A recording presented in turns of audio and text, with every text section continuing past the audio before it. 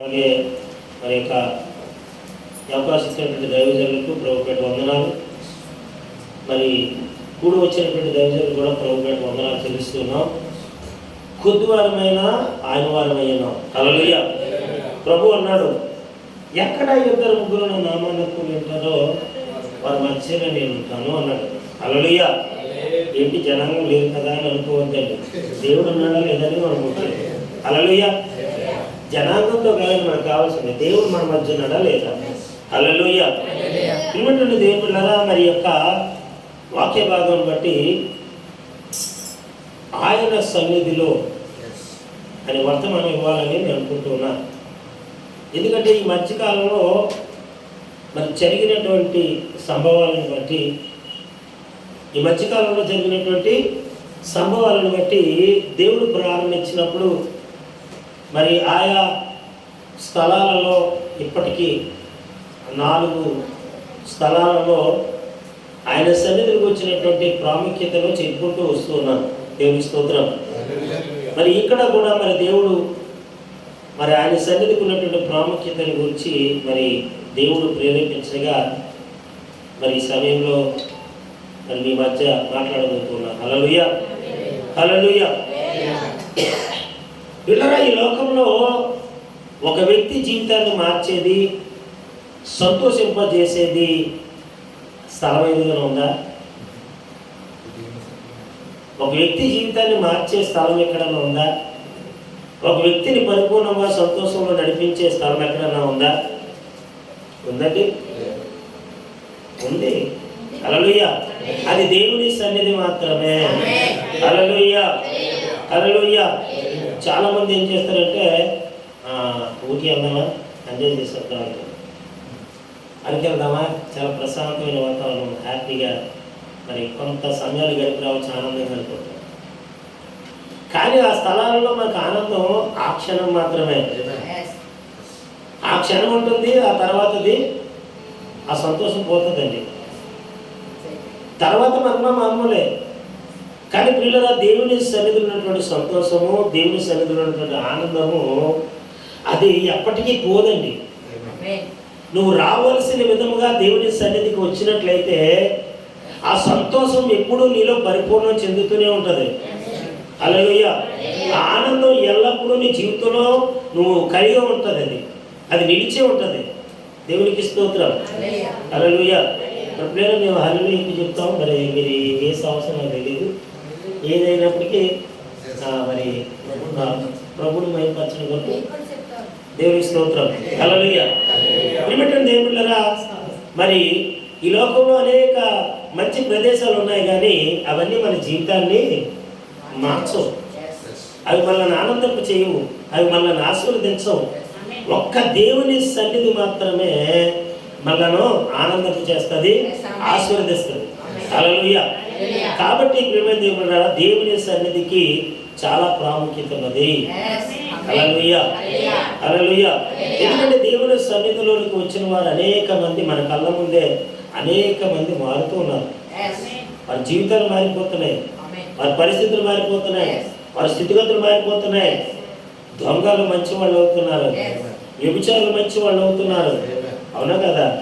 హల్లెలూయా. ఈ లోకం ఇష్టానుసారంగా తిరిగే వాళ్ళందరూ కూడా స్టడీ పడిపోతున్నారు. ఎందువల్ల? ఆయన సన్నిధిలోనికి వెళ్ళిన తర్వాత, ఆయన సన్నిధికి వారి జీవితంలో ప్రాధాన్యత ఇచ్చిన తర్వాత. హల్లెలూయా. హల్లెలూయా. పిల్లల కీర్తనలో అంటాడు, 16వ కీర్తన 11వ వచనం చూసినట్లయితే, జీవమార్గమును నీవు నాకు తెలియజేసదవు. ఏమంటాడండి? జీవమార్గమును నీవు నాకు తెలియజేసదవు, నీ సన్నిధిని సంపూర్ణ సంతోషము కలదు, నీ కుడి చేతిలో నిత్య సుఖములు కలవు. హల్లెలూయా. చూసారండి, జీవమార్గము తెలియజేసేది దేవుని సన్నిధి మాత్రమే. ఆయన యొక్క సన్నిధిలోనే సంపూర్ణ సంతోషం ఉన్నది. ఆయన సన్నిధిలోనే నిత్య సుఖములు ఉన్నవి. మన బలం ఉన్నది అక్కడే, మన సౌందర్యం ఉన్నది అక్కడే. తెలుసండి, కీర్తనలో కీర్తనాకారుడు అనేక రీతిలుగా, మరి కోరా కుమారులు కూడా అనేక రీతిలుగా ఆయన సన్నిధికి ఉన్నటువంటి ప్రాధాన్యతను ఎంతో వర్ణిస్తూ చెబుతూ ఉంటారు. హల్లెలూయా. పిల్లల వారు మా నోటి మాటలతో చెప్పడం కాదండి, వారు అనుభవిస్తూ వారి అనుభవం ద్వారా దేవునితో వారికి ఉన్నటువంటి అనుభవాన్ని బట్టి వారు రాసినటువంటి కీర్తనలు అండి అవి. హల్లెలూయా. ఎందుకంటే దేవుని సన్నిధిని మనము అనుభవించే వారికి ఉండాలి, దేవుని సన్నిధిలో పరిపూర్ణంగా ఆనందించే వారికి ఉండాలి. హల్లెలూయా. పిల్లలు మరి ఆరోగ్యం బాగాలేదు, అయినా సరే మరి దైవజనులు మరి పిలిచారు కనుక మరి వచ్చాం. దేవుని నామానికి మహిమ కలుగును గాక. పిల్లలు మరి చదవబడినటువంటి లేఖనంలో నుంచి మనం చూసినట్లయితే పిల్లరా, రాజైన ఉజ్జియా ఉన్నాడు. రాజైన ఉజ్జియా మృతి పొందిన తర్వాత జరిగిన దానిని అక్కడ రాయబడి ఉంది. రాజైన ఉజ్జియా మృతి పొందిన తర్వాత అక్కడ దేవుని సన్నిధిని గురించి రాయబడి ఉన్నది. ఆయన మృతి పొందక మునుపు ఆ ఉజ్జియా ఎవరు, ఈ యెషయా ఏంటి, అది మనం ఖచ్చితంగా తెలుసుకోవాలి. హల్లెలూయా. ఉజ్జియా చనిపోవడం ఏంటి, రాజైనటువంటి ఉజ్జియా చనిపోవడం ఏంటి, యెషయా దర్శనం చూడడం ఏంటి, ఈ రెండింటికి ఏదో లింక్ ఉంది కదా, ఉందా లేదా? ఉంది కాబట్టి పరిశుద్ధాత్మను రాయించాడండి, లేకపోతే రాయించండి. అసలు అక్కడ లింక్ ఉంది. ఏంటి లింక్ అంటే పిల్లరా, రాజైన ఉజ్జియా ప్రవక్త అయిన యెషయా చిన్ననాటి స్నేహితులు.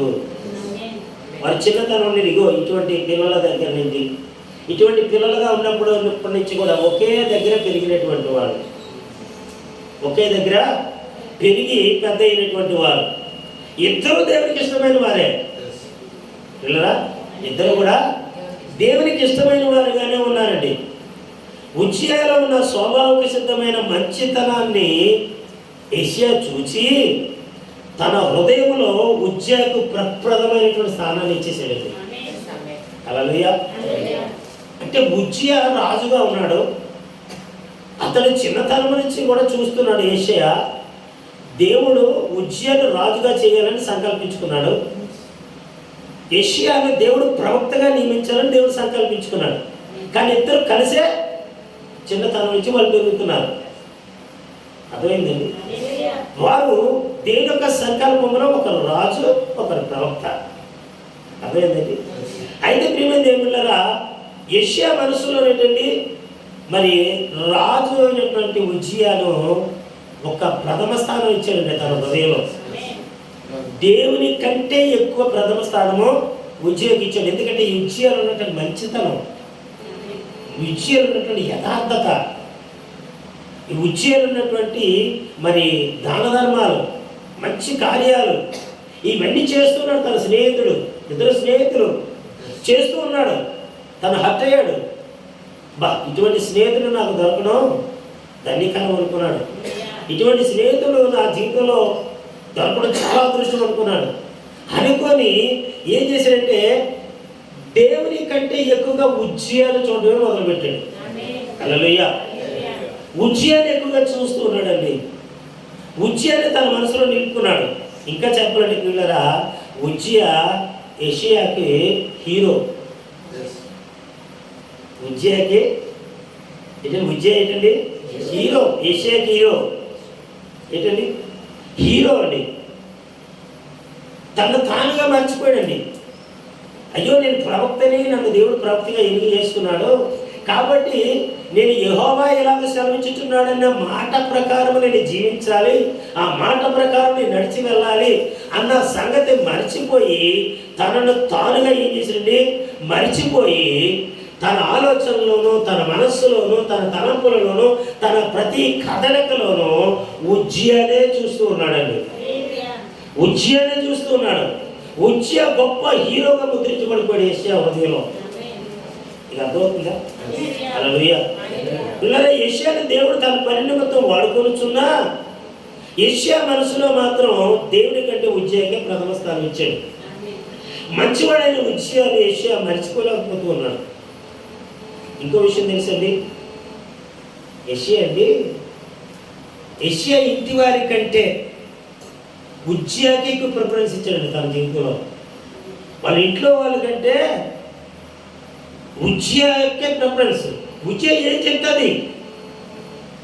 చెప్తుందండి అంటే ఆఖరికి ఎలా తయారండి, తయారంటే ఉజ్జయ అనే ప్రప్రదమైన స్థానంలో పెట్టాడు, దేవుని పక్కన పెట్టేశాడు. దేవుని పక్కన పెట్టాడు, దేవుని పక్కన పెట్టాడు. ఆయన ప్రవక్త అయినప్పటికీ కూడా దేవుని పక్కన పెట్టాడు, ఉజ్జయను చూడడం మొదలు పెట్టాడు. అర్థమవుతుందండి? హల్లెలూయా. పిల్లరా, ఎప్పుడైతే దేవుడు చూశాడు, దేవుడు తన మహిమను మనుషులకు ఇచ్చివాడా? ఏం చెప్తుంది? 42వ అధ్యాయము 8వ వచనం, యెహోవాను నేనే, ఇదే నా నామము, మరి ఎవరికి నా మహిమను నేను ఇచ్చువాడను కాను, నాకు రావలసిన స్తోత్రమును విగ్రహములకు చెందనీయను. హల్లెలూయా. యెహోవాను నేనే, ఇదే నా నామము, మరి ఎవరికి నా మహిమను ఇచ్చేవాడు కాను. మనుషులు మహిమపరచబడడానికి దేవుడు ఇవ్వలేదండి. దేవుడు తను తాను మహిమపరచుకోవడానికి ఆయన ఉన్నాడు తప్ప మనుషులను కాదండి. అందుకంటే నాకు రావాల్సిన స్తోత్రములను విగ్రహములకు చెందనీయను. హల్లెలూయా. విగ్రహములకు చెందనీయను. విగ్రహం అంటే ఏంటి మీ దృష్టిలో? అదేనమ్మా. ఇంకా ఎవరైనా చెప్తారు విగ్రహం అంటే ఏంటి? కదలకలేదు. ఇంకా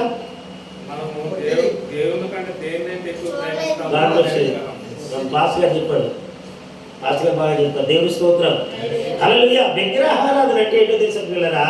మనం దేవుని కంటే, అది డబ్బే కావచ్చు, ఇళ్ళే కావచ్చు, ఆస్తే కావచ్చు, పిల్లలే కావచ్చు, భార్య కావచ్చు, మరి ఎవరైనా కావచ్చు, అది విగ్రహారాధనతో సమానం. హల్లెలూయా. దేవుని కంటే ఎక్కువగా దేన్ని ప్రేమిస్తామో అది విగ్రహారాధన. అంటే ఏంటి? ఇప్పుడు ఉజ్జియా ఎవరిని ప్రేమిస్తున్నాడు? యెషయా ఎవరిని ప్రేమిస్తున్నాడు? ఉజ్జియాని ప్రేమిస్తున్నాడు. అంటే విగ్రహారాధన తనకు తెలియకుండానే జరిగిపోతూ ఉన్నది తన జీవితంలో. హల్లెలూయా. హల్లెలూయా. యెషయా మరి 48వ అధ్యాయంలో 11వ వచనం కూడా ఒక మాట రాయబడింది చూడండి. 48వ అధ్యాయము 11వ వచనం, నా నిమిత్తమే అలాగు చేసేదను, నా నామము అపవిత్రపరచబడనేలా, నా మహిమను మరి ఎవరికి నేను ఇచ్చేవాడను కాను. దేవుని స్తోత్రం. ఆయన మహిమను ఎవరికి ఇచ్చేవారు కాదండి. ఆయన నామం అపవిత్రపరచబడడం దేవుడికి ఇష్టం లేదు. హల్లెలూయా. హల్లెలూయా. కాబట్టి ప్రియులారా, హిజ్కియా అందుకే తీసుకున్నాడు, దేవుడు అందుకే తీసుకున్నాడు. ఎందుకంటే హిజ్కియా చాలా మంచోడు. ఉజ్జియా చాలా మంచోడు. ఉజ్జియా చాలా మంచోడండి. అతను ఏ తప్పు లేదు, ఏ దోషం లేదు, ఏ పాపం లేదు. చాలా మంచి రాజండి. కానీ అక్కడ ఆ మంచి రాజుని చూసి ప్రవక్త అయినటువంటి యెషయా ఏమైపోతున్నాడండి? దేవునిని మహిమపరచకుండా ఏం చేస్తున్నాడండి? తన స్నేహితులు ప్రథమ స్థానం ఇచ్చి తన పని మర్చిపోయి ఏం చేస్తున్నాడంటే దేవుని కంటే ఎక్కువగా తననే మహిమపరుస్తూ ఉన్నాడు. అవునండి పిల్లరా, మనకి ఈ మధ్య తెలుసు, ఈ మధ్య మనందరికీ తెలుసు, అమెరికా దేశం, అవునా? కాలిఫోర్నియాలో లాస్ ఏంజలస్ పట్టణము అగ్ని చేత కాల్చబడింది మనకు తెలుసు. ఎందు చేత కాల్చబడిందో కూడా మనకు తెలుసు. ఏంటండి, అక్కడ ఉన్న వాళ్ళందరూ కూడా ఏం చేశారండి? అక్కడ ఎక్కువ వ్యభిచారం జరిగి ఏంటండి, అక్కడ ఉన్నటువంటి వాళ్ళు హీరోలుగా చేసుకొని దేవుని జీరో చేసి మాట్లాడారు కనుక అక్కడ ఉన్న వాళ్ళందరూ ఏమైపోయారండి? సమూల నాశనం అయిపోయారు. సమూల నాశనము అయిపోయారండి. మనుషులు మిగిలారు, మొత్తం అంతా పోయింది. అహం నాది అనుకున్నదంతా ఏమైపోయిందండి? నాది అనుకోక అది నీది కాదని దేవుడు ఏం చేశాడు? తీసేశాడు. ఓ కాలిఫోర్నియా నువ్వు కాలిపోతావు, ఓ లాస్ ఏంజల్స్ నువ్వు లాస్ అయిపోతావు అని చెప్పాడు దేవుడు. చెప్పాడా లేదా? చేశాడంతే. హల్లెలూయా. చేశాడు కదండి. ఎందువల్ల? దేవుడు అసలు మొట్టమొదటండి అమెరికా దేశస్తులే క్రైస్తవులండి. మొట్టమొదటి అమెరికా దేశస్తులే మొదట క్రైస్తవులు. క్రైస్తవుల్లో దేవుని సన్నిధి లేదు. అక్కడ లోకం ఉంది. ఈ లోకంలో ఉన్న టెక్నాలజీ అంతా అక్కడే ఉంది. ఈ లోకం విధానాలన్నీ అక్కడే ఉన్నాయి. సర్వ పాపం అంతా కూడా అక్కడే ఉన్నాయి. దేవుని సన్నిధి లేదు అక్కడ. దేవుని సన్నిధికి ప్రాధాన్యత లేదు అక్కడ. దేవుని యొక్క ఉగ్రతకి వాళ్ళందరూ ఏమైపోయారండి? అయిపోయింది అంతే. హల్లెలూయా. పిల్లల దీని గురించి మరి ఈ మధ్యకాలంలో మరి చాలామంది సేవకులు కూడా మాట్లాడుతూ ఉన్నారు. మాట్లాడారా లేదా? మీరు చూసి ఉండొచ్చేమో. ఏంటండి ఈ మధ్య ఉన్నటువంటి దైవజనులు ఎవరండి? స్టీఫెన్ పాల్ గారు, విశాఖపట్నంలో ఉన్నటువంటి స్టీఫెన్ పాల్ గారు, అలాగే మరి కిషోర్. ఏ కిషోర్ అండి? శ్యామ్ కిషోర్ గారు. ఆ తర్వాత ఇంకొక దైవజనులు ఎవరైనా రంజిత్ పేరు గారు. వీళ్ళందరూ కూడా చెప్తున్నారు ఇది మామూలు విషయం కాదు ఇది. హల్లెలూయా. ఏంటండి? ఒక ప్రవక్త ఉన్నాడు. ఆ ప్రవక్త ప్రవచించాడు రాబోయే దినాల్లో అమెరికా పరిస్థితి ఏమవుతుందో. ఏంటండి? ఆయన క్షుణ్ణంగా చెప్పాడు. టేపులు ఉన్నాయి, ఆయన చెప్పిన వాయిస్ రికార్డింగ్ ఉంది, ఆయన చెప్పినంత బుక్స్లో రాయబడి ఉన్నాయి. ఆయన చెప్పినట్లుగానే జరిగింది. హల్లెలూయా. అందరూ ఒప్పుకుంటున్నారు ఇప్పుడు. నిజమే, మొన్నటి వరకు అయినా అబద్ధ ప్రవక్త అనుకున్నాం, గ్రహం గారు అబద్ధ ప్రవక్త అనుకున్నాం. కానీ ఇప్పుడు ఆయన అబద్ధ ప్రవక్త కాదు, నిజమైన ప్రవక్తని అందరూ చెప్తున్నారు. హల్లెలూయా. 50 సంవత్సరాల దగ్గర క్రితం ప్రవచించిన ప్రవచనము పిల్లరా ఇప్పుడు నెరవేర్చబడింది. హల్లెలూయా. చూసారండి? ప్రవక్త దగ్గరికి ఏమొస్తుందంటే దేవుని వాక్యం వస్తుందండి. ప్రవక్త దగ్గర దేవుని వాక్యం వస్తుంది. ఏంటా వాక్యము? తన సొంత ఉద్దేశాలతో రాదు, తన సొంత ఆలోచనలతో రాదు. యెహోవా ఇలాగ సెలవించుచున్నాడనే మాట ద్వారా వస్తుందండి. దేవునికి స్తోత్రం. ఏలియా అలాగే నిలబడి చెప్పాడు. అహాబు దగ్గర నిలబడి చెప్పాడు లేదా? నేను ఎవరిని సన్నిధిలో నిలబడి ఉన్నాను, యెహోవా జీవం గలదోడు చెప్పడం లేదా? జరిగిందా లేదా? హల్లెలూయా. ప్రవక్తల మాట అంతే. ఆమోసు గ్రంథంలో అంటాడు ఏంటంటే దేవుడు అంటే ప్రవక్తలకి చెప్పుకొని ఏది కూడా చేయడు. ఆమోసు గ్రంథంలో రాయబడి ఉంటుంది. ప్రవక్తలకు ముందుగా తెలియపరచకుండా దేవుడు ఏది చేయడంటండి. ఆయన ముందుగా తెలియపరిచాడు, తర్వాత ఏమైంది? అయిపోయింది. హల్లెలూయా. పిల్లల ఎన్ని పత్రికలో రాయబడి ఉంటుంది, మన దేవుడు దహించగ్నే ఉన్నాడు. మన దేవుడు దహించగ్నే ఉన్నాడండి. యెషయా గ్రంథం 60వ అధ్యాయంలో 12వ వచనంలో రాయబడి ఉంటుంది ఒక మాట. ఏంటంటే నిన్ను సేవించిన వాళ్ళని జనమైనను రాజ్యమైనను నిలవదు, అట్టి జనములు నిర్మూలన చేయబడును. హల్లెలూయా. నిర్మూలన చేయబడ్డారు లేదా? చేయబడతారండి. దేవునికి రావాల్సిన మహిమ వాళ్ళు తెచ్చుకుంటే అలా వాళ్ళకంటే ఎక్కువ మార్కులట, దేవుడి కంటే 0 అట అండి. 0. మన దేవుడు 0 అండి. హల్లెలూయా. టెక్నాలజీ అంతా అక్కడే ఉంది. అసలు ప్రపంచంలో ఉన్నటువంటి టెక్నాలజీ అంతా అక్కడే ఉందండి. వాళ్ళు ఒక భాగం అయితే ప్రపంచమే నాశైపోతుంది. అటువంటి టెక్నాలజీ ఉన్నటువంటి దేశము అగ్నిని ఆర్పలేకపోయింది. అగ్నిని ఆర్పలేకపోయింది. ఒక భక్తులు అంటున్నాడు, ఆ అగ్గి, ఆ జివ్వులు అంటారు కదా, జివ్వుల్లాగా వస్తుంటాయి. అగ్గి వచ్చి అంటున్నట్టు నవ్వుతున్నట్టు కనబడేట. నేను ఎంతైనా సరే నవ్వుతున్నట్టు కనబడుతున్నట్టు అగ్గించే వాళ్ళు. మీరు నన్ను ఏం చేయలేరు అని ఎన్ని ప్రయత్నాలు చేసినా నన్ను మీరు ఆపలేరని నవ్వుతున్నట్టు కనబడేటండి. సాక్ష్యం చెప్తున్నారు వాళ్ళు. ఎన్ని ప్రయత్నాలు చేసినా ఇది ఆగదు. ఇదంటే దహించే అగ్ని. దేవుడు ఉన్నాడు, జాగ్రత్త. హల్లెలూయా. దేవుని సన్నిధి ఉన్నది, జాగ్రత్త. హల్లెలూయా. కీర్తనకారుడు అంటాడు 115 కీర్తనలో 1వ వచనంలో దేవుడు అంటాడు, ఏమంటాడంటే మాకు కాదు యెహోవా, మాకు కాదు నీ కృపా సత్యములను బట్టి నీ నామమునకే మహిమ కలుగును గాక. హల్లెలూయా. మనం మహిమపరచాలని చూసుకోకూడదండి. మన గొప్పతనాన్ని చూపించడం కాదండి, మన మంచితనాన్ని చూపించడం కాదండి. హల్లెలూయా. నీలో ఉన్న యేసయ్య మంచితనాన్ని చూపించాలా, నీలో ఉన్న యేసయ్య గొప్పతనాన్ని చూపించాలా. యేసయ్య నామాన్ని నువ్వు మహిమపరిచేటట్టు ఉండాలి తప్ప నీవే మహిమను దొంగిలించకూడదు, నీవే తిప్పుకోకూడదు. అవునా కదండి? హల్లెలూయా. దేవునికి ఘనత రావాలి కానీ అవమానం రాకూడదు. అక్కడ వాళ్ళు అవమానపరిచారు. హల్లెలూయా. ఈరోజు కూడా చాలా మంది ఏంటండి దేవుని నామానికి అవమానపరిచే వారుగా దైవజనులు ఉన్నారు, విశ్వాసులు ఉన్నారు, లేరండి.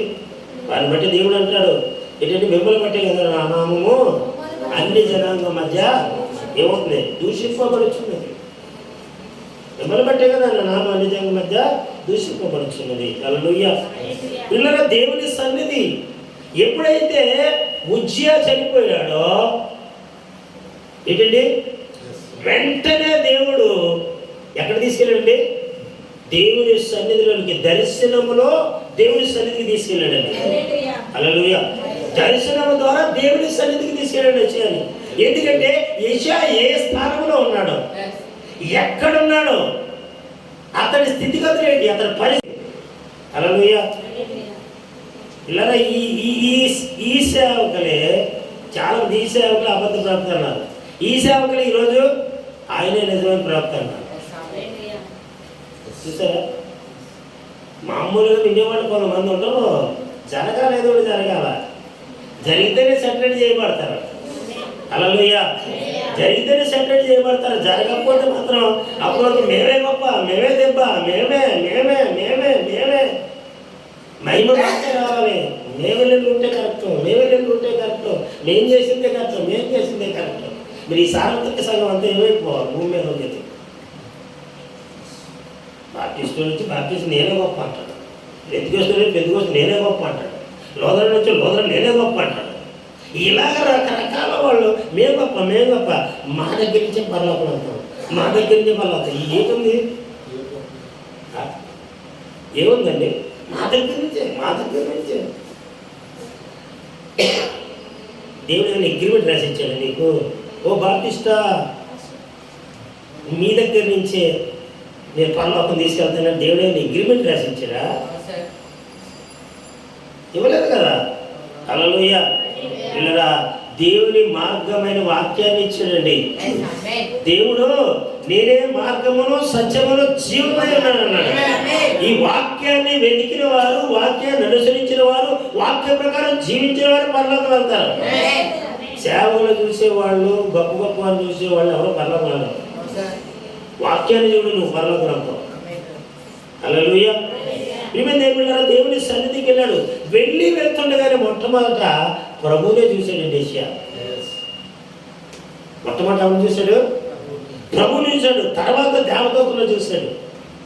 తర్వాత గొప్ప ఆరాధన అక్కడ జరుగుతున్నది చూశాడండి. గొప్ప ఆరాధన అక్కడ జరుగుతూ ఉన్నది, దాన్ని చూశాడు. ఆ ఆరాధనలు అంటే పిల్లరా, ఆరాధన జరుగుతున్నప్పుడు తన తప్పులు తాను తెలుసుకోగలిగాడండి. చూస్తారండి, ఆ గొప్ప ఆరాధనలో ఎప్పుడైతే పాల్పంపులు పొందాడో తన తప్పులు తాను తెలుసుకున్నాడు. ప్రత్యేకంగా అక్కడ దేవుడు వచ్చి చెప్పలేదు, దేవదూతలు వచ్చి చెప్పలేదు, మరెవరు చెప్పలేదు. అక్కడ తనకు తానుగానే తన తప్పులు తాను తెలుసుకోగలిగాడు గొప్ప ఆరాధన జరుగుతున్న సమయంలో. హల్లెలూయా. నిజమైన ఆరాధన ఏం చేస్తుందంటే నిన్ను సరి చేస్తుంది. హల్లెలూయా. నిజమైన ఆరాధన నీ జీవితాన్ని మారుస్తుంది, నీ పరిస్థితులు మారుస్తుంది, నీ స్థితిగతులు మారుస్తుంది, నిన్ను నిలవబెడుతుంది. నిజమైన ఆరాధన. అంతేగాని మనిషి ఎక్కడ మనసు ఎక్కడో పెట్టి ఆరాధిస్తారు. ఇలాగా మనిషి ఇక్కడే ఉంటారు, మనసు ఎక్కడో పెడతారు. మనసు ఎక్కడో ఇలా పెట్టి ఆరాధిస్తారు. ఎక్కడో మద్రాసు ఎక్కడికి వెళ్ళిపోద్ది, బొంబాయి వెళ్ళిపోద్ది, ఇలాగ హైదరాబాద్ వెళ్ళిపోద్ది. మనుషులు ఎక్కడో ఉంటారు. వల్ల దేవుని సన్నిధిలోనే ఉంటారు. ఫాస్ట్గా చెప్తుంది కదని ఆరాధన చేస్తుంటారు. ఎలాగంటే మీకు చెప్పాను లేదో, ఒక అమ్మ మీకు తెలిసి ఉంటుందేమో మరి ఆ మాట, జోక్గా ఉంటుంది. మరి జోక్గా దాన్ని జోక్గా తీసుకోకండి, సీరియస్గా తీసుకోండి. హల్లెలూయా. ఒక అమ్మ ఏం చేసిందంటే తొందరగా ఆరాధన టైం అయిపోయింది, తొందరగా వచ్చి కూర్చుండిపోయింది. హల్లెలూయా. కూర్చుండిపోయింది. పాస్టర్ గారి మధ్యలో నాలాగే ఆయనకి హల్లెలూయా అన్నాడు. ఎవరన్నాడండి? హల్లెలూయా అనేసరికి ఆ అన్నదట ఎల్లుల్లిపాయ అందట. ఎల్లుల్లిపాయలు గట్టిగా అన్నదట. ఎల్లుల్లిపాయలు గట్టిగా అన్నది. అందరూ అవకాశం తీశారు గట్టిగా. అంటే ఏంటి ఎల్లుల్లిపాయ అంటుందంటే పాస్టర్ గారు అండి ఏంటమ్మా ఎల్లుల్లిపాయ అంటాం? హల్లెలూయా అన్నాడు. ఎల్లుల్లిపాయ అంటుంది. ఎందుకమ్మా అంటే అప్పుడు చెప్తుందట, అయ్యారు తొందరలో ప్రార్థన అయిపోయింది, తొందరలోనూ ఒకసారికి ఎల్లుల్లిపాయ ఇప్పుడు మర్చిపోయి తాళి పెట్టేసి వచ్చేసానండి. అది గుర్తుకొచ్చింది, అది వచ్చింది. అంటే అర్థం ఏంటండి? నీ మనసు ఎక్కడ ఉంది? నీ శరీరం దేవుని సన్నిధికి వచ్చింది, నీ మనసు ఎక్కడో ఉంది. ఆరాధన స్వీకరించబడుతుందా? నీ తప్పు నీకు తెలియపరచబడతాయా? నువ్వు సరిచేయబడతావా? చెప్పండి. హల్లెలూయా. వీళ్ళ ఆ గొప్ప ఆరాధనలో తన తప్పులు తాను తెలుసుకున్నాడండి. తన తప్పులు తాను తెలుసుకున్నాడు. అప్పుడు ఏం చేసిండే, అప్పటి వరకు ఉజ్జియా రాజును గురి కలిగి నడిచినటువంటి వ్యక్తి వెంటనే ఏం చేశాడండి, నేను ఎంతవరకు నేను చేసిన తప్పు ఆయనను గురి కలిగి నడుచుకున్నానే కానీ నా దేవుని గురి కలిగి నేను నడుచుకోలేదు. నా దేవుని యొక్క సన్నిధిని నేను నిర్లక్ష్యం చేశాను. నా దేవుడు నన్ను ప్రవృత్తిగా నిలబెట్టాడు. ఆయన పని చేయడం మానేసి నేను ఉజ్జియా రాజు వెనకాల స్నేహితుడు వెనకాల తిరిగాను. హల్లెలూయా అని తన తప్పులు దాన్ని తెలుసుకొని పశ్చాత్తాపడి అప్పుడు అంటాడు, అయ్యో నేను అభ్యంతరమైన పదవులు గలవాడును, అభ్యంతరమైన జనముల మధ్య నేను నివసించుతున్నానని గుండెలు బాదుకొని విడుస్తున్నాడు. హల్లెలూయా. ఎక్కడ? దేవుని సన్నిధిలో. ఇలా నువ్వు నిజంగా తప్పు చేస్తే ఏంటండి, నిజంగా నువ్వు దేవుని సన్నిధికి వస్తే నీ తప్పు ఏంటి నీకు కనబడుతుంది, నీ పొరపాటు ఏంటి నీకు కనబడుతుంది. ఏదో ఆదివారం రావాలి కదా కూర్చోవాలి కదా, ఏదో శుక్రవారం ప్రార్థన రావాలి కదా కూర్చోవాలి కదా, ఏదో బుధవారం ప్రార్థన కూర్చోవాలా లేదు కదా, ఏదో ప్రత్యేకమైన కూడుకులు కదా కూర్చోవాలి కదా అని కూర్చుంటే నువ్వెవరో నీకు తెలియదు, అసలు నీకు అర్థం కాదు. అసలు నువ్వు రావాల్సిన విధంగా దేవుని సన్నిధికి వస్తే నువ్వెవరో నీకు బయటపడి వస్తుంది. అక్కడ పరిశుద్ధాత్మ దేవుడు నిన్ను బయటపడిస్తాడు. నీకు నువ్వు ఏ స్థితిలో ఉన్నావో, ఏ పరిస్థితిలో ఉన్నావో దేవుడు నీకు తెలియపరుస్తాడు. అప్పుడు వెంటనే ఒప్పుకుంటావు, దేవుని సన్నిధిలో ఒప్పుకుంటావు, విడిచిపెడతావు, కనికరం పొందుతావు. దేవుని స్తోత్రం. ఎప్పుడైతే తన తప్పులు తాను ఒప్పుకున్నాడో, ఎప్పుడైతే తన పొరపాట్లు తాను ఒప్పుకున్నాడో, ఎప్పుడైతే దేవుడు క్షమాపణ కోరుకున్నాడో దేవుడు క్షమించాడు. ఏమన్నాడండి, మరలా తన సేవ కొరకే తను ఏం చేశాడు, పంపించాడు. పంపించాడు లేదా? ఎవరంతారు నా సేవ కంటే ప్రభు నేను అంతా నన్ను పంపించాడు అన్నాడా లేదండి? ఇలా ఎక్కడి నుంచింది, మరలా ఎక్కడ తన మనసు మారింది? దేవుని సన్నిధిలో. దేవుని సన్నిధిలో. దేవుడి సన్నిధికి వెళితే ఇలా నువ్వు నిజంగా దేవుని సన్నిధికి వెళ్తే దేవుడు నిన్ను దర్శిస్తే నీ జీవితం కూడా మారిపోతాయి. నీ జీవితం కూడా మారిపోతాయి. నీ పరిస్థితులు కూడా మారిపోతాయి. నీ పరిస్థితులు కూడా మారిపోతాయి. ఇలా ఇంకా అమెరికాలో ఏం జరగనుందో తెలియదు. ఇంకా కొందరు ఇప్పుడు పశ్చాత్తాపడి దేవుని తిరుగుతున్నారు. ఇంకా కొంతమంది తిరగలేదు. ఇంకా రానున్న దినాల్లో అమెరికా కనబడదండి. ప్రవచనం కొంతవరకే నెరవేర్చబడింది, మిగతాది కూడా పూర్తవుతుంది. హల్లెలూయా. పిల్లల దేవుని సన్నిధి అంటే చాలా మందికి చాలా నిర్లక్ష్యం అండి. ఎందుకు వెళతారో తెలియదు, ఎందుకు వస్తారో తెలియదు. చాలా నిర్లక్ష్యం. తిరుగుతేటల మీద ఆధారపడిపోతారండి చాలామంది. వాళ్ళకున్న డబ్బు మీద ఆధారపడిపోతారు. తిరుగుతేటల మీద, డబ్బుల మీద ఆధారపడిపోయి, వాళ్ళకున్న పలుకుబడి మీద ఆధారపడిపోయి ఏం చేస్తారంటే సొంత ఆలోచనలు, సొంత తలపులు, సొంత విధానాలతో ముందుకు వెళ్తుంటారండి. వాళ్ళు ఏమైనా చేయగలరండి? చేయలేరు. దేవుని సన్నిధి లేకుండా నువ్వు ఎక్కడికి కూడా వెళ్ళలేవు. ఏం చేసినా జరగదది. వీళ్ళు అంతటి మోసే అన్నాడు. ఏమన్నాడండి? నువ్వు నాతో వస్తేనే కానీ అన్నాడా లేదా? నువ్వు నాతో వస్తేనే కానీ నేను వెళ్ళను. నువ్వు అయ్యి తెలియమంటున్నావు, సరే వెళ్ళిపోతాను, కానీ నువ్వు నాతో రావాలి. హల్లెలూయా. నాతో నువ్వు రావాలి ప్రభు అన్నాడు. అప్పుడు దేవుడు ఏమన్నాడు? నా సన్నిధి నీకు తోడుగా వచ్చును, నా సన్నిధి నీకు తోడుగా వస్తుంది, నువ్వు వెళ్ళు.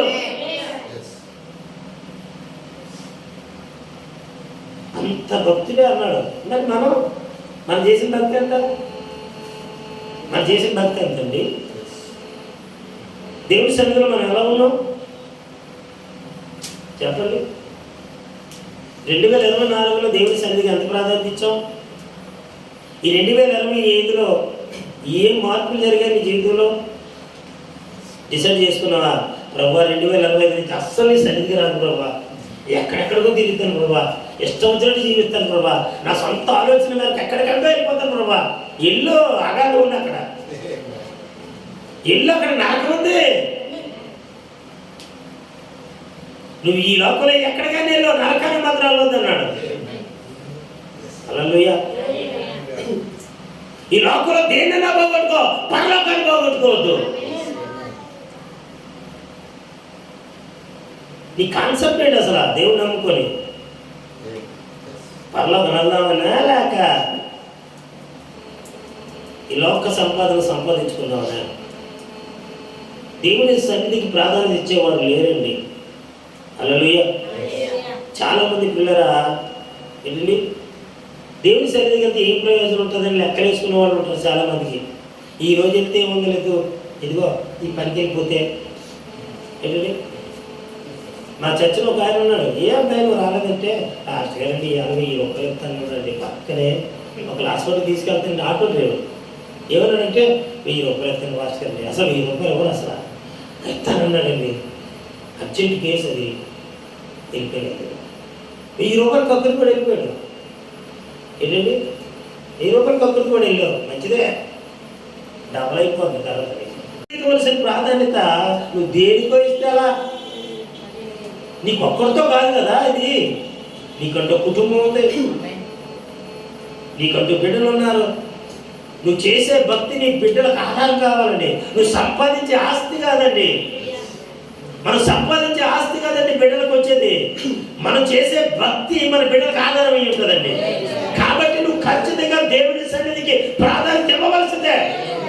ఈ 2025 సంవత్సరంలో నువ్వు దేవుని సన్నిధిలో నువ్వు ఏం తీర్మానం చేసుకున్నావో నాకైతే తెలియదు. కానీ అయ్యా, గత సంవత్సరంలో దీనికి దూరంగా ఉన్నాను, ఈ సంవత్సరంలో నీకు దగ్గరగా ఉంటాను ప్రభుత్వాన్ని తీర్మానం చేసుకోవాలి. చాలా మంది వాగ్దానాలు చెప్తారు, చాలా మంది కాదు. ఈ చర్చిలో వాగ్దానాలు అంట, అన్ని ఆశీర్వాదాలే, అందులో ఒక్కటే ఆశ్చర్యకూడదు. కాగితం తీసేస్తారు, అప్ప టక్క టక్క టక్క టక్క. దేవుడు మమ్మల్ని దీవించినాడు, ఆశీర్వదించేసినట్టు. అవి పట్టుకొని చూసుకుంటాను వాగ్దానం. వాగ్దానం అంట ఇంకా సరిపోద్ది నీకు ఈ జీవితానికి, అది సరిపోద్దండి. పిల్లగా దేవుడిని ప్రేమించే వారికి దేవుడు అండి ఏంటండి ఆది కాండం నుంచి ప్రకటన గ్రంథం వరకు ఉన్నటువంటి వాగ్దానాలన్నీ కూడా దేవుని పిల్లలవే. ఒక్కదాంట్లో సరిపెట్టుకోకూడదు. నాకు సాగు ప్రభా, నాకు సాని కాదు సాగు ప్రభా. దానికి ఒక 10 రూపాయలు కూడా లేకపోతే 100 రూపాయలు కలిసి కావాలి. చాలామంది ఏమవుతారండి, అక్కడికి సేవకులు కూడా అండి, అయ్యా మీరు నన్ను ఏమనుకోదు, కొంతమంది సేవకులు కూడా అనుకున్నారు ఏంటంటే నక్కని తీసిపోతున్నారు విశ్వాసం. వాక్యం చెప్పేది వేరు, వీళ్ళు చేస్తున్నవి వేరు. వాక్యం చెప్పినట్టుగా నడిపించట్లేదండి, నడిపించట్లేదు.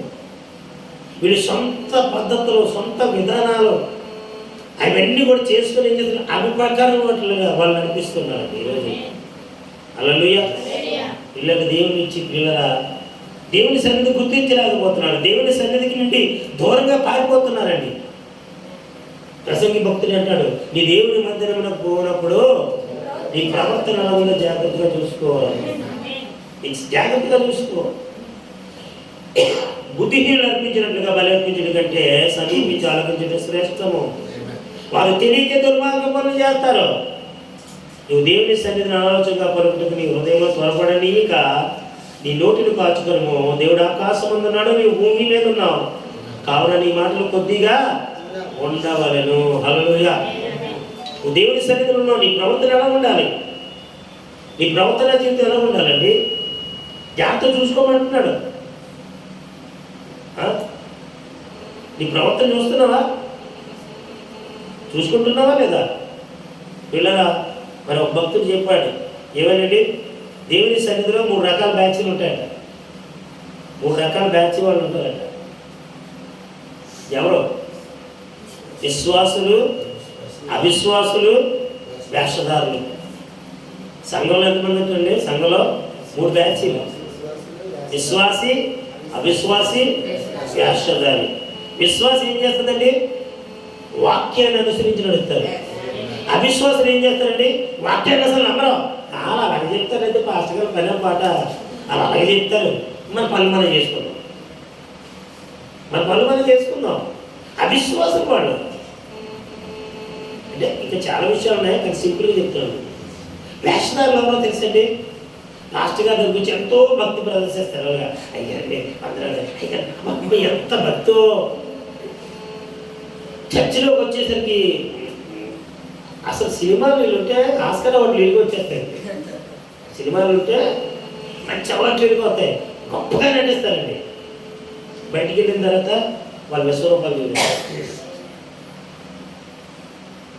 ఇటువంటి వారు వెళ్తారండి, ఆ లోపంలో కలుస్తారు, లోపల హాతోటి కూడా నటిస్తారు. అబ్బా కాలుతో కలిసి ఉన్నట్టు నటిస్తారు, అక్కడ నటిస్తారు, దేవుడి సన్నిధిలోనే నటిస్తారు, పాస్టర్గా నటిస్తారు. వాళ్ళ జీవితం అంతా నటనే, వాళ్ళ జీవితం అంతా నటనతో సరిపెడేస్తారు. వేషధారణలు అటువంటి వారు యేసుప్రభు ఏమన్నాడు? మత్తయి 15 ఏమన్నాడు? 7 వచనం అన్నాడు, వేషధారులారా అన్నాడా లేదా? అలా కాదమ్మా, చదవండి ఒకసారి.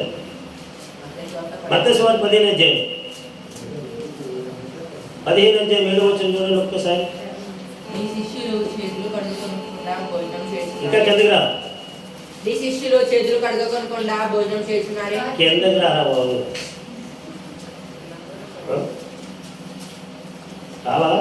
నేను రమ్మంటా, సరే వస్తాను, నేను వస్తాను. ఆ రోజు చదువు. మీరు మీ పారంపర్యాచారము నిమిత్తమై మీరు మీ పారంపర్యాచారము నిమిత్తమై దేవుని వాక్యమును నిరర్థకము చేయుచున్నారు. వేషధారులారా, ఈ ప్రజలు తమ పెదవులతో నన్ను కనపరుచుదురు, కానీ వారి హృదయం నాకు దూరంగా ఉన్నది. మనుషులు కనిపించిన పద్ధతులు దైవోపదేశములను బోధించుచు వారు నన్ను వ్యర్థంగా ఆరాధించుచున్నారు అని యేషయా మిమ్మల్ని గూర్చిన ప్రవచించిన మాట సరియే. వేషధారులారా, మీరు ఎలా ఉన్నారు? దేవుని వాక్యాన్ని నిరర్థకం చేస్తున్నారు. ఆచారాలు ఎక్కువ కావాలి నీకు, ఆచారాలు ఎక్కువ కావాలి, ఈ లోక పద్ధతులు ఎక్కువ కావాలి. వాక్యం ఏం చెప్తుంది మనకు అనవసరం. వాక్యం చెప్పిన ప్రకారం జీవితం అనుకోరండి, లోకం ఏం చెప్తుంది దాని ప్రకారం జీవితం చూస్తారు. ఒక అమ్మాయిలాగే టీవీలో పాట వేస్తుంటారు, మీరు చూసారు లేదు నాకు తెలియదు. స్టైల్ మారింది, నా నడక మారింది, నా మాట మారింది, నా చూపు మారింది, యాహు యాహు యాహు యాహు. స్టైల్ మారిందట, నడక మారిందట, అన్ని మారింది. మారే మరి ఇంత పెదాలకి ఇంత దలసగా లిఫ్ట్కి వేస్తుంది, ఇంత దలసగా మేకప్ స్టైల్ మారింది, మరి మారలేదా?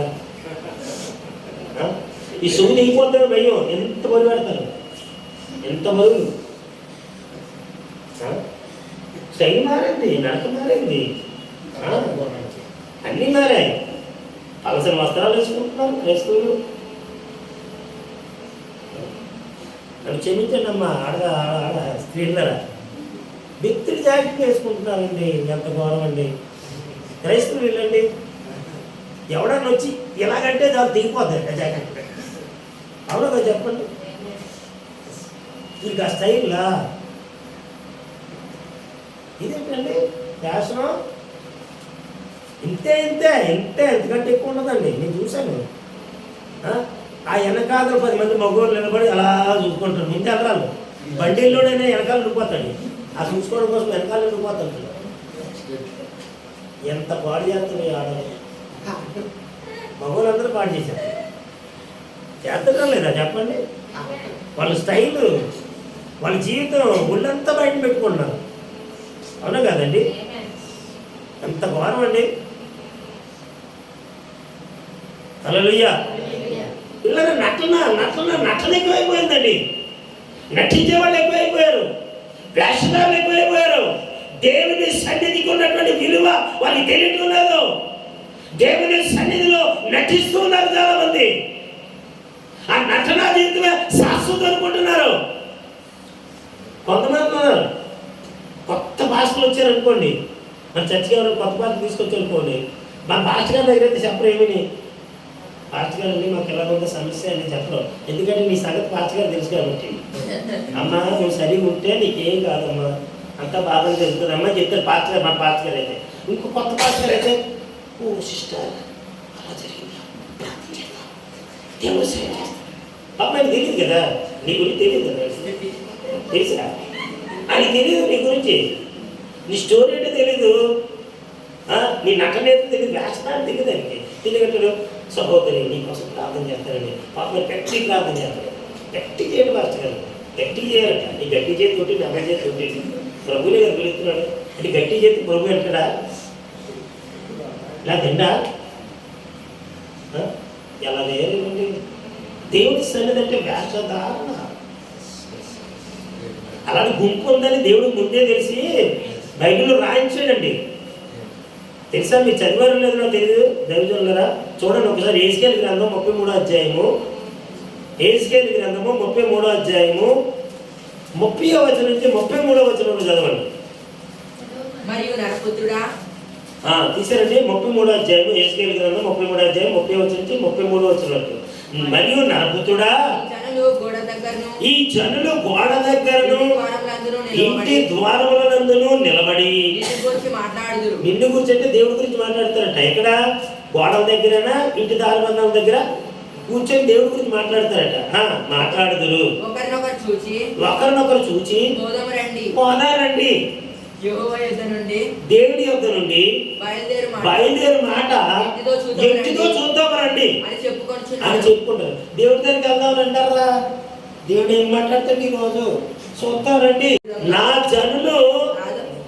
జనులైనట్లు నా జనులు రాదగిన విధముగా వారిని ఎత్తుకు వచ్చి నా జనులైనట్టుగా నీ ఎదుట కూర్చుండి నీ మాటలు విందురు గాని వాటిని అనుసరించి ప్రవర్తింపరు. చెప్పేశాడు దేవుడు. అక్కడ చెప్పేశాడా లేదా? ఏం చెప్పాడు? రాదగిన విధంగానే వస్తారండి, కూర్చున్న విధంగానే కూర్చుంటారండి, ఆయన మాటలు వింటారండి, కానీ ఆ మాటల ప్రకారం ప్రవర్తింపరు. ఏం నటన అండి మరి? ఇది నటన జాతర ఉందా లేదా? విన్నట్టుగా స్తోత్రం ఆమె అంటారు, విన్నట్టుగా నటిస్తారు.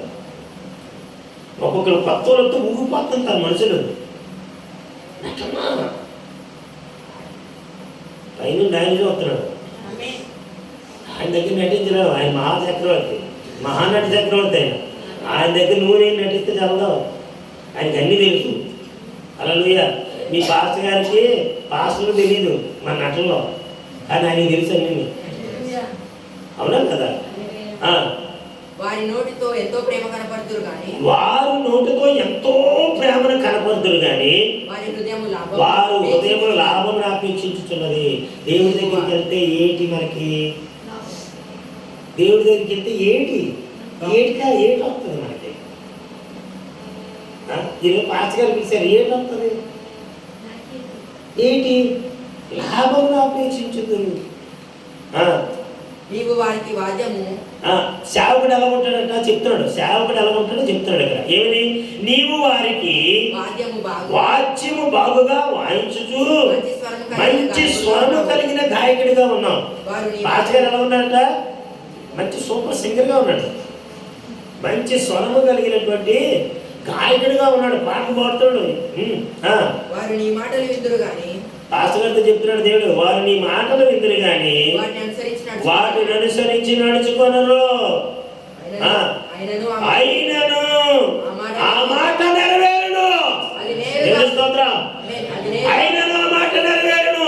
దేవుని సేవకుడు నీ గురించి కానీ, సంఘం గురించి కానీ, దేవుని సన్నిధి గురించి కానీ ఏ మాట అయితే పలుకుతాడో ఆ మాట నెరవేరును.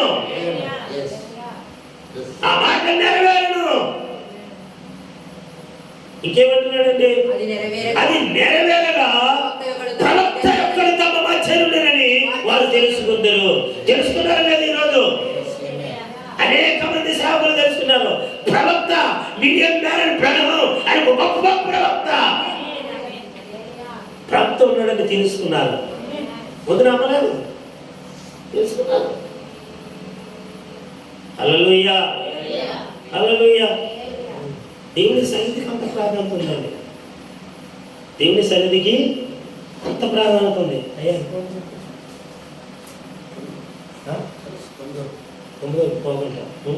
హల్లెలూయా. దేవుని సన్నిధికి అంత ప్రాధాన్యత ఉంది ప్రియమైన దేవుని పిల్లల. మా మొదటి మానవుడు ఏం చేశాడు? తప్పు చేశాడు. మొదటి మానవుడు ఎవరు? ఆదాము. ఆదాము తప్పు చేశాడు, దేవుని సన్నిధిలో నిలవలేకపోయాడు. అవునా కదా? ఏదేనంటే ఏంటి? దేవుని సన్నిధి. ఏదేనగా దేవుని సన్నిధి. దేవుని సన్నిధిలో నిలవలేకపోయాడు. ఎందుకంటే అతడు తప్పు చేశాడు. దేవుడు చెప్పిన మాట వినలేదు. మాట దాటాడండి. దేవుని మాట దాటాడు. దాటి నిలవలేకపోయాడు. అప్పటికి ఇంకా దేవుడు వచ్చి పనిష్మెంట్ ఇవ్వలేదు. దేవుడు వచ్చి ఏం పనిష్మెంట్ ఇవ్వలేదు. ఇవ్వక మునిపే ఏం చేసాడు తెలుసా? అలా చెట్టు దగ్గరికి దాగుందామా, ఈ చెట్టు దగ్గరికి వెళ్ళి దాగుందామా, అలా అక్కడ దాగుందామా, ఇక్కడ దాగుందామా అని ఆయన మైండ్లో ఏమవుతుందండి? ఒక ఆలోచన వచ్చేసింది. సొంత ఆలోచన వచ్చింది. దేవుడి యొక్క ఆలోచన, దేవుడి యొక్క తలంపు, దేవుడి యొక్క విధానాన్ని పక్కన పెట్టాడు కనుకనే ఏమైందండి? తన జీవితం మారిపోయింది. అక్కడ తన సొంత ఆలోచనలు వచ్చాయి, తన సొంత తలంపులు వచ్చాయి, తన సొంతంగా కొన్ని నిర్ణయాలు తీసుకున్నాడు. ఆ చెట్టు కిందకి వెళ్ళి ఈ చెట్టు కిందకి ఉందామా అని అడిగాడు. కానీ అది జరగక మునుపు ఎప్పుడు నా ప్రభు వస్తాడా అని ఎదురు చూసేవారట ఆదామలో. సాయంకాలం ఎప్పుడు అవుతుందా? ప్రభు ఎప్పుడు వస్తాడా? ఆయనతో కలిసి ఎప్పుడు సహవాసం చేద్దామా? ఆయనతో కలిసి ఎంతసేపు ఉందామా? ప్రభు కూడా మాట్లాడకపోతే ప్రభు అప్పుడు వెళ్ళిపోతావు ప్రభు, ఇంకో గంట ఉండొచ్చు కదా అనేవారు. అలాంటి వాళ్ళు ఇప్పుడు ఏంటంటే ప్రభు ఇచ్చేస్తాడు, టైం అయింది. ఎందువల్ల? తప్పు చేశారు కనుక. హల్లెలూయా. తప్పు చేశారు, దేవుడు వద్దన్న పని చేశారు కనుక వాళ్ళు ఏమేనండి? పొదల చదువు దాక్కున్నారండి. మహిమ వస్త్రాన్ని పోగొట్టుకున్నారు, దిగంబరులు అయిపోయారు. అంటే ఏంటండి? దేవుడిచ్చిన మహిమ వస్త్రం. ఆ మహిమ వస్త్రం మరలా ఎక్కడ పడుతుంది? మరలా పరలోకం వెళ్ళినప్పుడే. ఈ మధ్యలో నీకు రాలేదు. ఈ మహిమ వస్త్రాన్ని నువ్వు ధరించుకోవాలంటే మరలా పరలోకంలో ఈ భూమి మీద ఉన్నప్పుడు నువ్వు వాక్య శరీరాన్ని ధరించుకోవాలి. హల్లెలూయా. ఈ వాక్య శరీరాన్ని నువ్వు ధరించుకున్నప్పుడే ఆ మహిమ శరీరాన్ని పొందుకోవడానికి అర్హులు అవుతావు. ఈ వాక్య శరీరాన్ని ధరించుకోకుండా ఎంతకాలము వేషధారణ కలిగిన భక్తి చేసినా, ఎంతకాలం దేవుని సన్నిధిని నిర్లక్ష్యం పెట్టినా నువ్వు ఆ మహిమ శరీరాన్ని మనం దాన్ని తీసుకోలేవు. అది మన కొరకు దేవుడు ఇచ్చింది, మన కొరకు దాసి ఇచ్చినటువంటిది. అటువంటి మహిమ శరీరాన్ని మన తప్పులు ఏం చేసేది? పొరపాట్లు ఏం చేసే? పోగొట్టుకున్నట్టుగా చేసే. హల్లెలూయా. ఆజ్ఞాతిక్రమే పాపమైంది. పాపం వల్ల వచ్చిన జీతం మరణమైంది. హల్లెలూయా. అసలు మరణం అనేది లేదండి. అసలు మానవుడికి మరణం అనేది లేదు. దేవుని యొక్క కాన్సెప్ట్లో అసలు మానవుడికి మరణం లేదు. ఆయన సజీవుడు కనుక ఆయన నిర్మించిన వ్యక్తులు కూడా సజీవులే. దేవుని యొక్క కాన్సెప్ట్లో ఏమి లేదండి. అసలు దేవుని యొక్క కాన్సెప్ట్ అయితే 1000 ఏళ్ళు మనిషి జీవించాలని ఆశపడ్డాడు ఆయన. దాన్ని తల కింద చేసేసారు ఆదాము. ఆయుష్ తగ్గించేసుకున్నారు. దేవుడు ఓపు పెట్టాడు. 969 సంవత్సరాలు వచ్చినంత వరకు ఉన్నాడు. వచ్చిందే లేదా? అక్కడ ఒక వ్యక్తికి 969 సంవత్సరాలు వచ్చాయి లేదా? ఇంకా కొద్ది రోజులు ఉంటే 1000 సంవత్సరాలు పూర్తయిపోతాయి. ఈ లోపలే ఏంటైంది? పాపం వల్ల వచ్చిన జీతం వచ్చిందండి, మరణాన్ని తెచ్చుకొచ్చింది కనుక 1000 సంవత్సరాలు జీవించలేకపోయాడు. వయసు కూడా ఎందుకు తగ్గించబడింది? 120 సంవత్సరాలకు ఎందుకు తగ్గించబడ్డది? నోవహు కాలంలో ఈ మనుషులు చేసిన తప్పిదాల వల్ల, పొరపాట్ల వల్ల దేవుడు ఏం చేశాడు? ఆయుష్ని ఏం చేశాడు? కుదించేశాడు. 120 సంవత్సరాలు చేసేసాడు. అవునా కదా? దావీదు మోషే కాలం, మోషే కీర్తనలో రాత ఏమన్నాడండి? నరుని ఆయుష్ 70 సంవత్సరములు, అధికాయుషుల 80 సంవత్సరములకు అయినను వాటి యొక్క వైభవము ఆయాసము దొరకదు అన్నాడు. అయితే 70 సంవత్సరాలు బతుకుతాడు, లేదంటే 80 సంవత్సరాలు బతుకుతాడు అధికాయుష్ ఉంటే, లేదంటే ఆయాసం దొక్కమే అన్నాడు. అంటే ఏంటండి అర్థం? అంతకంటే ఎక్కువ బతకరేనా? బతికారు కదా చాలామంది, ఇప్పటికీ ఉన్నారు, 100 సంవత్సరాలు బతికి కూడా ఉన్నారు. మరి కీర్తనలో రాసిన కీర్తన తప్పంటారా?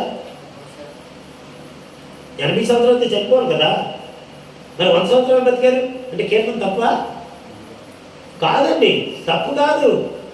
దేవుని యొక్క ఉద్దేశం ఏంటంటే, దేవుని యొక్క ఆలోచన ఏంటంటే, ఒక నరుడు 70 సంవత్సరాల వరకు తన పని తాను చేసుకోగలడు. 70 దాటిన తర్వాత తన పని తాను చేసుకోలేడు. ఇంకొకరు పని చేయాలి, ఇంకొకరు పని చేయాలి, తనకు సహాయం చేయాలి. 70 దాటిన తర్వాత అండి మానవుడికి మేధాశక్తి తగ్గిపోద్ది. మేధాశక్తి తగ్గిపోద్ది. చిన్నపిల్లల యొక్క మనస్తత్వం వచ్చేస్తుంది. చిన్నపిల్లలకు మనస్తత్వం వచ్చేస్తుంది. వాళ్ళు చిన్నపిల్లల యొక్క తత్వం వాళ్ళు వచ్చేయడం వల్ల వారిని ఇంకొకరు చూడాలి. ఆయన ఉద్దేశం అది. అంతేగాని 100 సంవత్సరాలు బతకడం కాదు. అందుకని వాటి వైభవము ఆయాసమే దుఃఖమే. ఎందుకు ఈ 70 తర్వాత ఎంత బతికినా ఆయాసంతో దుఃఖంతో బతకాలి. అర్థమైందండి? హల్లెలూయా. పిల్లల దేవుని సన్నిధిలో నిలుచున్న మనలో ఏముండాలండి? గొప్ప మార్పు రావాలండి.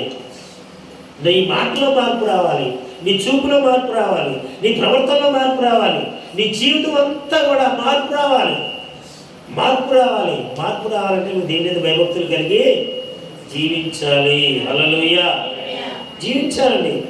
మరి చాలా విషయాలు ఉన్నాయి చెప్పడానికి, మరి సమయం లేదు కనుక ప్రియమైన దేవుళ్ళగా ఎలాగే చెప్పిపోతున్నాం. కొంచెం కొంచెం కొంచెం కొంచెం ఒక్కొక్క చర్చలో కొంచెం కొంచెం అలాగా. హల్లెలూయా. ఎందుకంటే దేవుని సన్నిధికి మనం ప్రాధాన్యత ఇవ్వాలి. చాలా విషయాలు ఉన్నాయి కానీ మరి నేను దాటిపోతూ ఉన్నాను పిల్లరా. ఏంటండి? అవన్నీ దాటిపోతూ ఉన్నాను. దేవునికి స్తోత్రం. హల్లెలూయా. పిల్లరా, యాకోబు జీవితం ఎక్కడ మారింది చెప్పండి? యాకోబు జీవితం ఎక్కడ మారింది? ఎబ్బేకు రేవు దాటిన తర్వాత. ఎబ్బేకు రేవు దాటిన తర్వాత మారింది. ఎబ్బేకు రేవుకున్న ప్రాధాన్యత ఏంటి? ప్రజలందరూ ఓడించి జై జీవితం పొందారు అక్కడ. ఎక్కడ? ఆ ఎబ్బేకు రేవు దగ్గరే. కాబట్టి యాకోబు జీవితం కూడా జై జీవితాన్ని కలగడానికి ఆధారము ఆ ఎబ్బేకు రేవు అయిందండి. ఎబ్బేకు రేవు తన పాత జీవితానికి సాదృశ్యం, జై జీవితానికి సాదృశ్యమైందండి. హల్లెలూయా. పిల్లరా, అతడు ఒంటరిగా మిగిలిపోయిన తర్వాత దేవునికి తిరిగిలాడాడు, దేవుని సన్నిధిలో నిలబడ్డాడు. కనుకనే అతడు జయ జీవితాన్ని పొందాడు. అక్కడ దేవుని సన్నిధికి ప్రాధాన్యత ఇవ్వకపోతే మాత్రం పిల్లరా యాకోబు మోసగాడిగానే ఉంటాడు. మోసగాడిగానే ఉంటాడు. అతడు దేవుని సన్నిధికి ప్రాధాన్యత ఇచ్చాడు కాబట్టి అతడు ఇశ్రాయేలు అయ్యాడు. అక్కడ నేను ముగిస్తున్నా, ఒక మాట చెప్తున్నాను పిల్లరా. ఈరోజు నువ్వు అబ్రహాం అని పేరు పెట్టుకుంటున్నావు, ఇస్సాకు అని పేరు పెట్టుకుంటున్నావు, యాకోబు అని పేరు పెట్టుకుంటున్నావు, రూతు అని పేరు పెట్టుకుంటున్నావు, నయోమి అని పేరు పెట్టుకుంటున్నావు. వారి యొక్క ప్రభావం నీ మీద ఉన్నదా? మామూలుగా అయితే చెప్తావే గొప్ప కబుర్లు. ఏంటి? మా తాత పేరు ఎట్టావు, అన్నీ ఆ బుద్ధిలే. ఏంటి? తాత పేరు ఎట్టారంట కాబట్టి ఆ స్వభావం వచ్చింది మా మనవడికి. మరి ఈ స్వభావం నువ్వు చచ్చిపోయి బ్రతుకవు. యేసుక్రీస్తు నామములో బాప్తిసం పొంది నువ్వు చనిపోయి మరొక జన్మెత్తావు. ఎవడైనా నువ్వు క్రీస్తు నందు వాడు నూతన సృష్టి, ఇదిగో పాతము గతించారు, సమస్తము క్రొత్తవాయెను. మరి కొత్త జీవితం నీలోకి వచ్చినప్పుడు ఇంకా నీలో మార్పు రాలేదే. ఆ కొత్త జీవితంలో మంచి పేరు పెట్టుకున్నావు. ఆ పేరుకి తగినటువంటి జీవితం ఏది? అబ్రహాం ఏమిటి? విశ్వాసులకు తండ్రి. ఈ అబ్రహాము అవిశ్వాసులకు తండ్రి. అబ్రహాం విశ్వాసులకు తండ్రి, ఏమిటి? అబ్రహాము అవిశ్వాసులకు తండ్రి. అలా తయారైపోయింది. అంత రివర్స్ అంతా. ఏది? దేవుని యొక్క పేరు పెట్టుకున్నాం మనం. ఆ ప్రభావం ఏది నీ మీద? ఆ ప్రభావం ఏది మన మీద? దేనికి తగిన జీవితం ఏది? అక్కడ ఒక మాట చెప్పి ముగిస్తాను పిల్లలు. ఒకటి యుద్ధం నుంచి పరిగెట్టి వచ్చేస్తున్నాడట, తెలిసే ఉంటుంది మీకు. యుద్ధం నుంచి పరిగెట్టి వచ్చేస్తున్నాడు. ఒకే మాట చెప్పి నేను ముగిస్తాను పిల్లలు. వాడిని పట్టుకుంటాను అన్నట. ఎవడో ఇంటికి పారిపోతున్నాడు, పట్టుకుని అన్నాడట రాజు. ఆయన పట్టుకుని ఎలా తీసిరన్నాడు, తీసుకొచ్చాడట. ఏయ్ ఎక్కడి నుంచి వస్తానంటే యుద్ధం నుంచి వస్తున్నాను, భయం వేసి చనిపోతానని భయం వేసి వస్తున్నాను, పారిపోతున్నాను నేను ఇంటికి అన్నాడు. నీ పేరేంటి అని అడిగాడు. ఏమని అడిగాడు? నీ పేరేంటి అని అడిగితే నా పేరు అలెగ్జాండర్ అన్నాడు. అడిగినోడు ఎవరు తెలుసా? అలెగ్జాండర్ అడిగాడు. అడిగినోడు ఎవరు? అలెగ్జాండర్. నా పేరు అలెగ్జాండర్ అన్నాడు. ఒరే నువ్వు అర్జెంటుగా పేరన్నా మార్చుకో, లేకపోతే నీ బ్రతకన్నా మార్చుకో. అర్జెంటుగా నీ పేరన్నా మార్చుకోలేదంటే నీ బ్రతకన్నా మార్చుకో. వీళ్ళు తీసుకెళ్ళిపోంటారు అన్నాడు. పిల్లలు ఈరోజు క్రైస్తవులు అలా ఉన్నారంటే నేను చెప్పాలనుకున్నది ఏంటంటే పిల్లలు నువ్వు దేవుని సన్నిధికి ప్రాధాన్యత ఇస్తే నీ జీవితం మారుతుంది, నీ పరిస్థితులు మారుతాయి, నీ స్థితిగతులు మారుతాయి, నీ కుటుంబం సమాధానంతో నింపబడుతుంది, నీ కుటుంబం దేవుని కనుక నిలబడుతుంది. నువ్వు దేవుని సన్నిధిలో నీ కుటుంబం వర్ధిల్లుతుందండి. దేవుని సన్నిధిలో అంత పవర్ ఉందండి, అంత శక్తి ఉంది. అటువంటి దేవుని సన్నిధికి ఈరోజు అనేక మంది ఏం చేస్తారండి? ప్రాధాన్యత ఇవ్వట్లేదు. అంతకంతకి దేవుని సన్నిధికి దూరం అయిపోతున్నారు తప్ప దేవుని సన్నిధికి ప్రాధాన్యత ఇవ్వట్లేదు చాలా మంది. ఆ నష్టం పాస్టర్ గారు కండి కానీ నీకే నష్టం, నీ కుటుంబానికే నష్టం. నువ్వు అనుకుంటున్నావు నీ కష్టపడి సంపాదించుకొని నా కుటుంబాన్ని ఎలాగైనా పెంచుకోగలనండి. సడన్గా ఇలా ఖాళీ అయిపోయింది, ఏం చేస్తావు? ఇప్పుడు నీకు ఎవరు ఆధారం చెప్పండి? ఎవరు ఆధారం నీకు? అక్కజల్లు చూస్తారా? అన్నదమ్ములు చూస్తారా? కుటుంబ సభ్యులు వచ్చి నిన్ను ఆదరిస్తారా? ఒక్క పూట ఒక్కరోజు చెప్పండి. హల్లెలూయా. పిల్లల దేవుని సన్నిధికి ప్రాధాన్యత ఉందండి. కాబట్టి పిల్లల ఈ 2025లో ప్రప్రథముగా మనం మన జీవితంలో దేనికి స్థానం అవ్వదు, దేవుని సన్నిధికి స్థానం అవ్వదు. దేవుని సన్నిధికి స్థానం అవ్వండి. ఖచ్చితంగా మీరు దీవించబడతారు, ఆశీర్వదించబడతారు. 2026లో బలమైన సాక్షిగా నిలబడతారు. లేదనుకుంటే ఇంతే. ఏ స్వామిని అనుకుని 20 సంవత్సరాలు అయిందండి, అప్పుడు తీరలేదు, ఇల్లు కట్టుకోలేదు, పిల్లలకి పెళ్ళిళ్ళు అవ్వలేదు, ఏది అవ్వలేదు, అది అవ్వలేదు, ఇది అవ్వలేదు, అలాగే ఎడుతున్నాండి. అప్పుడే పెరుగుతున్నాడు. పెరగదా మరి? వీళ్ళు మార్పుంటే అవి మారుతాయి, వీళ్ళు మార్పు లేదు కాబట్టి అవి ఏమవుతాయండి? ఎక్కువ అవుతున్నాయి.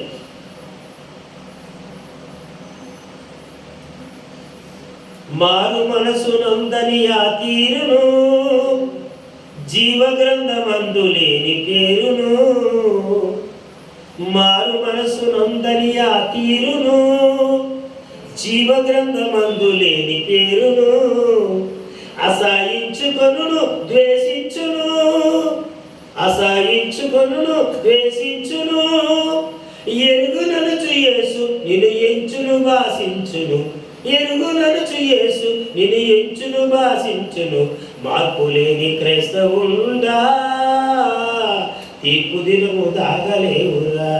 ఓ సోదరా తీర్పు దినము దాగలేవురా. మార్పు లేని క్రైస్తవుండా తీర్పు దినము దాగలేవమ్మా. ఓ సోదరి తీర్పు దినము దాగలేవమ్మా. ఎప్పుడో పుట్ట ముందు వాడిన పాట, బీసీనర్ పాట, భక్తులు రాని పాట. నిజమే కదా? బాలమనసుల జీవితం ఎంతకాలం ఉంటాయి? హల్లెలూయా. ఇలా దేవుని సన్నిధి ప్రాధాన్యత అటువంటి గొప్ప దేవుని అనుగ్రహించగాక మనకు అవకాశం ఇచ్చిన దైవజనులకి మరలా సమయాన్ని ఇస్తాను.